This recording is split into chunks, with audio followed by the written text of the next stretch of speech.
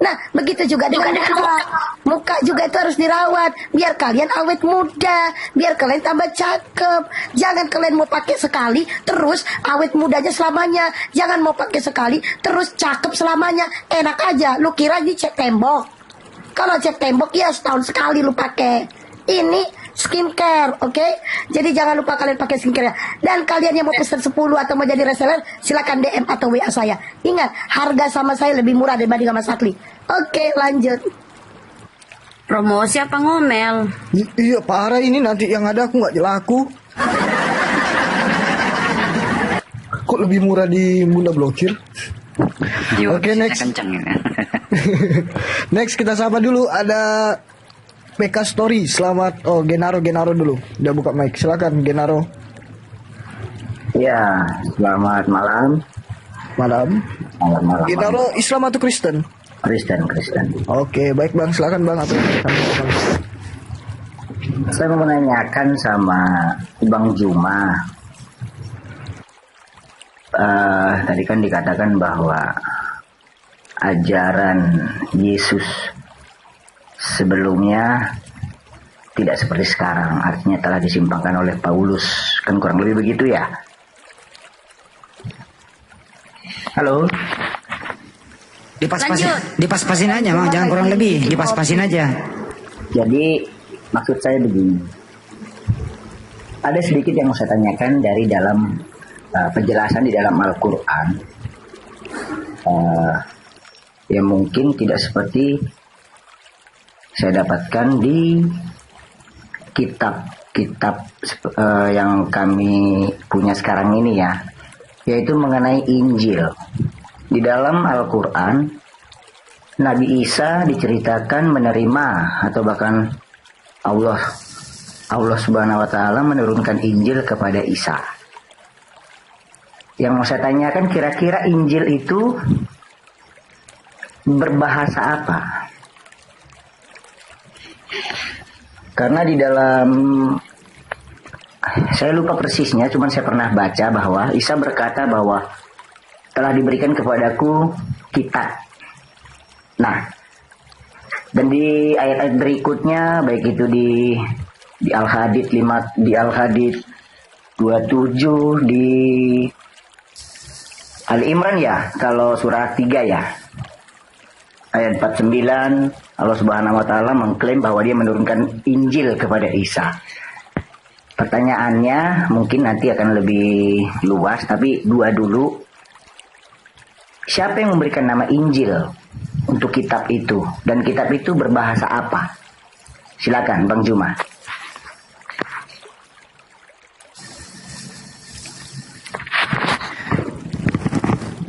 Tadi Bismillahirrahmanirrahim. Pertanyaannya tadi, siapa yang kemudian memberikan nama kitab itu adalah Injil? Betul. Ya, yang memberikan nama itu adalah Allah Subhanahu wa Ta'ala. Nah, terkait kemudian menggunakan bahasa apa, Al-Quran menjawab, Bismillahirrahmanirrahim, wa ma arsalna mir rasulin illa bilisani qaumi. Allah mengutus rasul atau nabi kepada kaumnya itu menggunakan bahasa kaumnya. Ya, berarti Injil yang dimaksud di sini adalah Injil yang menggunakan bahasa Bani Israel. Itu bahasa Ibrani, bisa juga bahasa Aramaik. Seperti itu, Bang. Coba, saya lupa, takut salah. Ucapan Isa yang mengatakan bahwa aku diberikan kitab. Mungkin Bang Juma bisa. Inni Abdullah ataniyal kitaba wa ja'alani nabiyan. Surah Maryam ayat 30. Ayat 30 ya. Iya. Yakin Bang Zuma bahwa Isa, berarti yang diterima Isa kitab? Ketetapan, Bang. Ketetapan. Iya. Kitab itu artinya ketetapan. Ketetapan. Siap. Siapa yang menulis kitab itu? Kemudian menjadikan, tentu akan menjadi petunjuk bagi, kalau di Al-Quran kan Nasrani, tidak ada Kristen, betul Bang ya? Iya, betul. Nah, artinya mungkin ditulis. Tadi sudah terjawab bahwa yang memberikan nama kitab itu Injil adalah Allah itu sendiri. Yang kedua, berbahasa Ibrani. Nah, yang ketiganya ini saya mau tanyakan, siapa yang menulisnya? Oke, baik. Jadi di dalam Al-Quran itu Nabi Isa alaihissalam hanya diajarkan kemudian menyampaikan ketetapan dengan perkataan yang benar. Zalika Isa bin Maryam qaulal haqqil ladzi fihi yamtarun.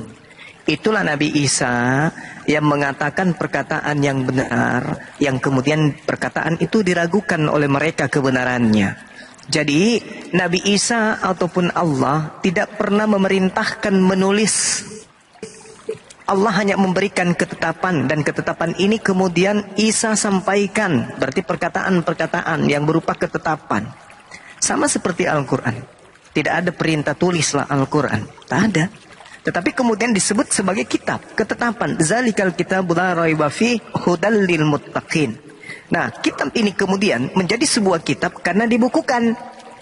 Ada yang membukukan ketetapan itu, ada yang membukukan. Bedanya antara Al-Quran dibukukan berdasarkan hafalan. Maka Rasulullah mengatakan husu Al-Quran min arba'ah. Terima Al-Quran ini dari 4 sahabatku. Ada legitimasi, ada ijazah dari Rasulullah kepada sahabatnya. Sedangkan Nabi Isa tidak pernah menyatakan bahwa terimalah kemudian Injil dari sahabatku. Itu nggak ada. Jadi nasib antara Al-Quran dan Injil itu berbeda. Al-Quran setelah ada Rasulullah, Al-Quran itu dihafalkan dan dituliskan. Nasib Injil pada saat Nabi Isa datang tidak dihafalkan dan tidak dituliskan. Itu pembedanya. Seperti itu, Bang. Tapi di wahyu yang diterima oleh Nabi Muhammad, saya sudah membaca, saya punya ketertarikan sama Al-Quran. Jadi saya membandingkan juga. Karena jujur, kalau selama saya di Kristen, tidak ada larangan. Karena ya intinya begini, tidak ada larangan untuk ya diberikan sifat independen. Dalam artian mungkin saya bisa membandingkan untuk memilih mana yang terbaik menurut saya. Oleh sebab itu saya mempelajari Al-Quran. Bahkan saya Kristen, di HP saya ada beberapa aplikasi Al-Quran. Saya sering baca dan rutin baca, tiap hari saya baca. Nah, saya cuman nggak hafal banget. Mungkin Bang Zuma nanti bisa berikan surahnya di mana. Bukankah juga Nabi Muhammad juga diperintahkan untuk membenarkan Taurat dan Injil yang telah diturunkan sebelumnya, dan mengikuti risalah-risalah yang ada di dalamnya. Nah, sementara kalau tidak ada perintah, oke lah, kita anggap betul tidak ada perintah. Lantas kalau hanya sekedar wahyu yang diterima oleh Isa itu hilang bersama terangkatnya Isa, lantas apa yang menjadi teladan bagi Nabi Muhammad?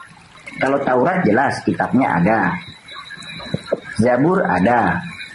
Nah, Injil ini sesuai dengan klaim Bang Zuma tadi kan dikatakan bahwa dia tidak diperintahkan untuk dituliskan atau sementara Nabi Muhammad diperintahkan untuk mengikuti ajaran-ajaran yang di dalamnya. Nah itu, ya. Coba gimana kira-kira coba? Baik. Al-Quranul Karim menerangkan Bismillahirrahmanirrahim. Wa qaffayna ala atharihim bi Isa bin Maryam musaddiqan lima baina yadayhi minat Taurah wa atainahul Injil fihi hudaw wa nur wa musaddiqan lima baina yadayhi minat Taurah wa hudaw wa mau'idatan lil muttaqin. Dan kami teruskan jejak mereka dengan mengutus Nabi Isa alaihissalam, yaitu anak laki-lakinya Maryam, membenarkan kitab yang ada sebelumnya yaitu Taurat, dan kami turunkan Injil kepadanya. Di dalamnya terdapat petunjuk dan cahaya, dan membenarkan kitab yang sebelumnya yaitu Taurat, dan sebagai petunjuk serta pengajaran untuk orang-orang yang bertakwa. Saya ulang, sebagai pengajaran dan petunjuk bagi orang-orang yang bertakwa. Sekarang permasalahannya adalah siapa yang bertakwa dan siapa yang menjadikan Injil sebagai petunjuk ketika Nabi Isa alaihissalam itu datang kepada Bani Israel. Apakah masih ada? Tidak ada lagi. Maka kemudian ketika Allah mengatakan bahwasanya di dalam Injil itu ada petunjuk dan ada cahaya, memang betul. Karena di dalam Al-Quran diterangkan ketika ditanya Nabi Isa, anta qulta linnas takhizuni, apakah engkau yang mengajarkan manusia Israel menyembah dirimu, menjadikan dirimu sebagai Tuhan selain daripada aku?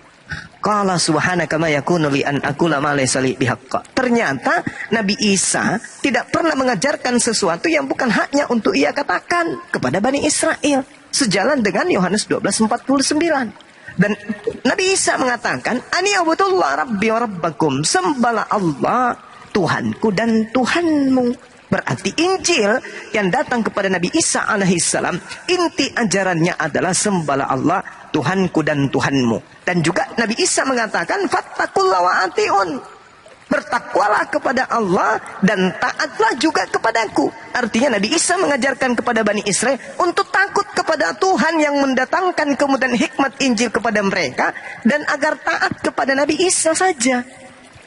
Nabi Isa mengajarkan ani abudullah. Nabi Isa mengatakan, aku diutus. Ya Bani Israel, inni rasulullahi ilaikum. Wahai Bani Israel, aku ini diutus untuk kalian. Berarti, ya silakan. Saya udah nangkep. Iya, baik. Perkataan Isa itu sebelum Al-Quran turun. Siapa yang tahu kalau nggak dituliskan? Siapa yang tahu ada petunjuk kebenaran di dalam Injil kalau tidak pernah dituliskan atau dibukukan? Oke, coba. Baik.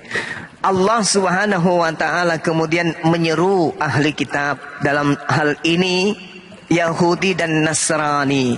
Apa kata Allah?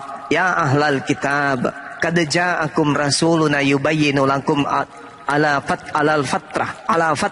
Wahai ahli kitab, sungguh rasul kami telah datang kepadamu menjelaskan syariat kepadamu ketika terputus pengiriman utusan atau rasul-rasul, agar kamu tidak mengatakan tidak ada yang datang kepada kami baik seorang pembawa berita gembira maupun seorang pemberi peringatan.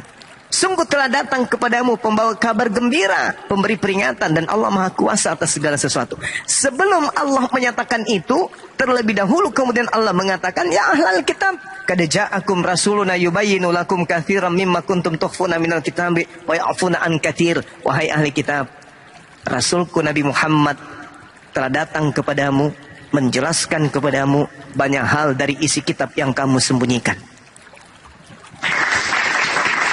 Sungguh telah datang kepadamu cahaya dari Allah dan kitab yang menjelaskan. Yahdi bihil man ittaba'a ridwan subulas salam. Dengan Oke, silakan. Saya potong lagi, maaf. Saya belum dapat. Karena di pikiran saya, Isa pasti memiliki kitab. Terlepas siapa yang menulis, Isa pasti punya kitab. Saya punya dasar dari Al-Quran. Apa itu? Mungkin Bang Zuma bisa jabarkan. Tadi saya bilang saya udah sering baca Al-Quran, cuman saya nggak paham aja terletak di mana ayatnya. Bunyinya begini. Yang di dalamnya terdapat nama Nabi Muhammad.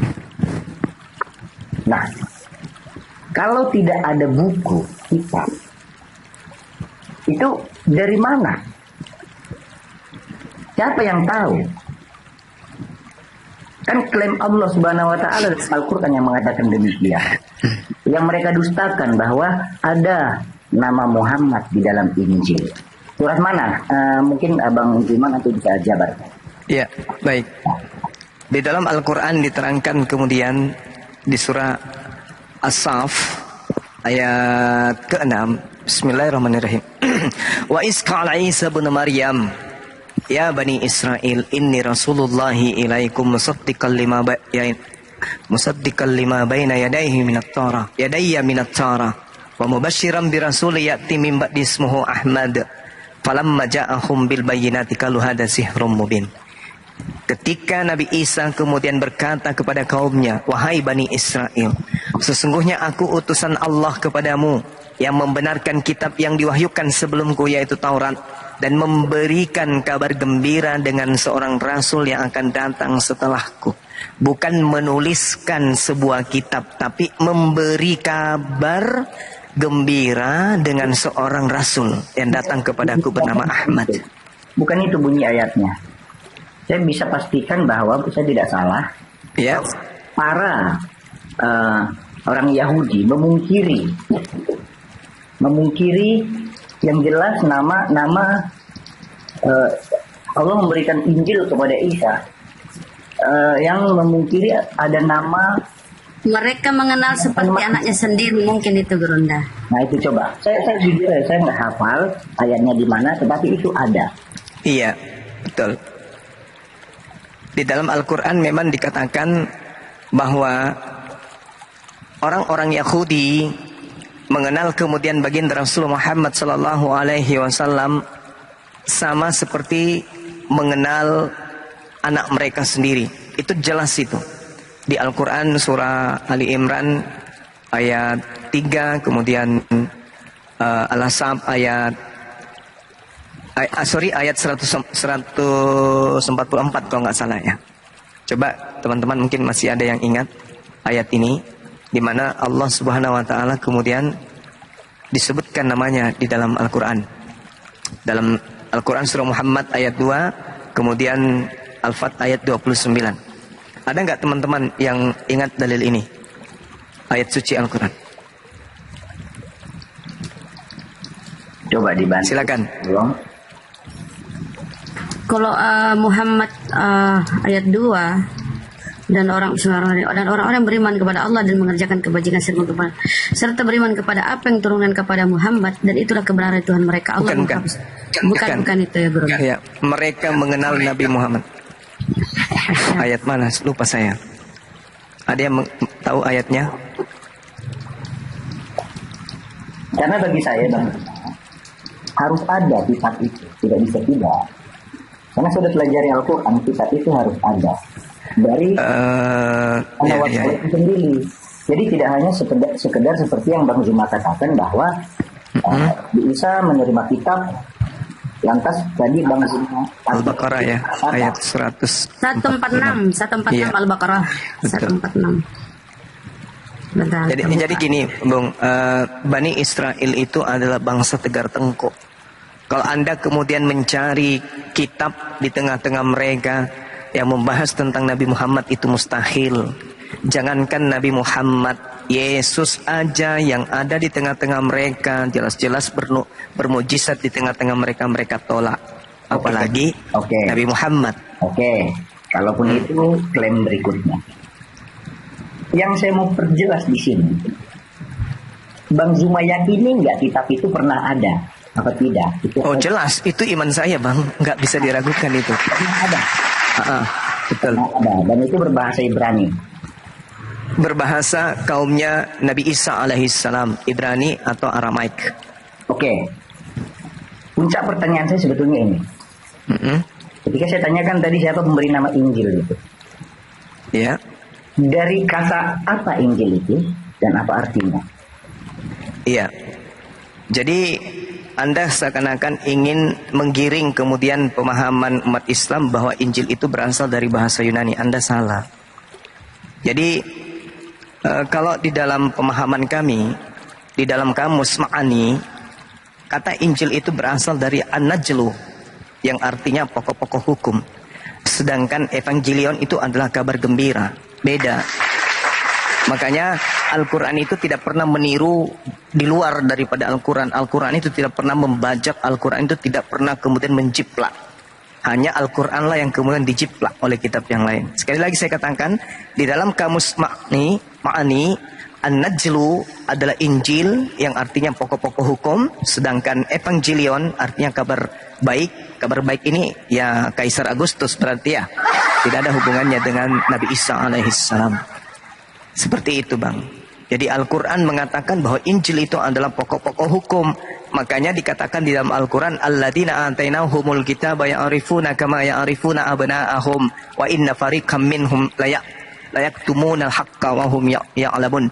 Jadi ketika kemudian datang hukum-hukum itu dibawa oleh Nabi Isa alaihissalam, hukum-hukum itu ada yang terkait dengan... Saya potong. Terlalu memaksakan jawabanmu. Karena mau abang cari dimanapun, asal kata Injil itu dari Evangelion, itu nggak bisa dipungkiri. Saya bukan menggiring. Bisa Anda Oke. Bisa Anda buktikan? Bisa. Silakan. Sebelum Jangan terlalu mulut besar. Buktikan aja dulu. Bukan. Buktikan. Saya minta Anda buktikan bahwa Injil itu berasal dari kata evangelion berdasarkan kaidah bahasa Arab. Silakan. Ingat ya, Al-Quran itu bahasa Arab, bukan bahasa King Kong. Betul. Sekarang buktikan. Mulut besar Anda Anda buktikan. Dari tadi Anda bertanya terus seakan-akan Anda itu orang intelektual. Bukan intelektual. Ya, sekarang Anda buktikan bahwa Injil yang adalah An-Najlu itu berasal dari evangelion. Silakan. Buktikan saya. Itu Muhammad jadi nabi, kekristenan di Arab sudah berkembang. Saya tidak tanya itu, yang saya tanya dasar pijakan Anda mengatakan Injil itu berasal dari bahasa Yunani. Evangelion. Tunjukkan ke saya. Nyatanya ditulis. Tunjukkan ke saya bukti Anda mengatakan itu. Jangan gitu, jangan dipotong dulu. Saya mau menjabarkan. Anda dari tadi memotong saya dan saya bersabar. Anda bertanya seakan-akan Anda dosen penguji, tapi Anda itu nihil, nol, nonsense, bullshit. Sekarang saya tanya, Anda salah bertanya kepada guru seperti Anda itu bertanya kepada murid. Yang guru itu di sini aku, bukan ente. Sekarang satu aja pertanyaan saya, buktikan kalau Injil berasal dari kata evangelion. Saya tanya sama Anda sekarang, buktikan ke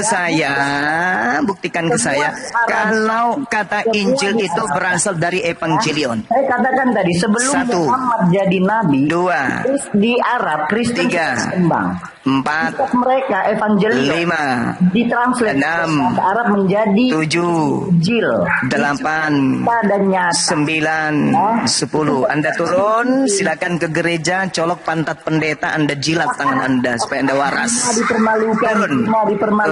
Silakan Anda berkuar-kuar, Anda permalukan saya, silakan. Toh saya cuma bertanya, buktikan kalau Injil itu berasal dari kata evangelion. Apa kata Anda? Nabi Muhammad itu Al-Quran, orang-orang sudah pergi datang ke Arab. Nenekmu kiper, mending kau ke neraka aja sekalian. Saya udah sabar-sabar menjawab semua pertanyaanmu. Belajar Quran. Apa lu pikir saya tidak tahu teknik setan menyesatkan?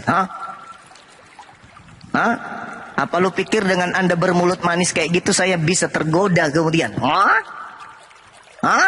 Iblis yang datang kepada Yesus, yang datang kepada Paulus mengaku Yesus itu pun dengan cara-cara halus. Saya tahu tidak akan mungkin iblis itu membawa benar, nggak mungkin. Iblis itu bermanis-manis untuk menyesatkan. Saya sudah katakan di dalam kamus Ma'ani, An-Najlu adalah dasar kata Injil, di mana Injil itu adalah pokok-pokok hukum, sedangkan Evangelion itu adalah kabar baik. Kaisar Agustus juga disebut sebagai kabar baik, bukan Yesus. Yang pertama mendapatkan kabar baik itu adalah Kaisar Agustus. Siapa bilang Yesus adalah Injil? Lebih duluan Kaisar Agustus. Kaisar Agustus itu adalah Evangelion. Yesus itu belakangan. Dan ingat ya Oteng, pemakan asu, dengarkan.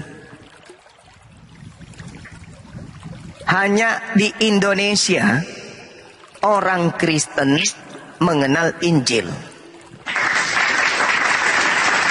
Di luar sana Kristen pemakan monyet tidak mengenal Injil. Paham? Cuman di Indonesia ini orang Kristen agama warisan penjajah yang mengenal kata Injil. Dari mana? Dari Al-Quranul Karim. Pandai-pandaian kau mau ngajarin saya. Dan sabar-sabar saya bertanya, menjawab pertanyaan kamu semuanya dengan sabar. Kamu menggiring, saya tahu di mana nanti menggiringnya ini jatuhnya. Ini puncaknya pertanyaan saya. Masih mau kau datang besok? Bang Su kau lawan, Dek. Belum bisa kau kalahkan saya. Kau hanya masalah kayak itu. Belum. Pura-pura itu banyak, Pak. Pura-pura lembut tai sapi dia. Ya, kerjaan setan kan begitu. Oke lah, izin aku Bang Japa. PK Story, selamat malam, agama apa? Halo Bun, Assalamualaikum. Agama apa?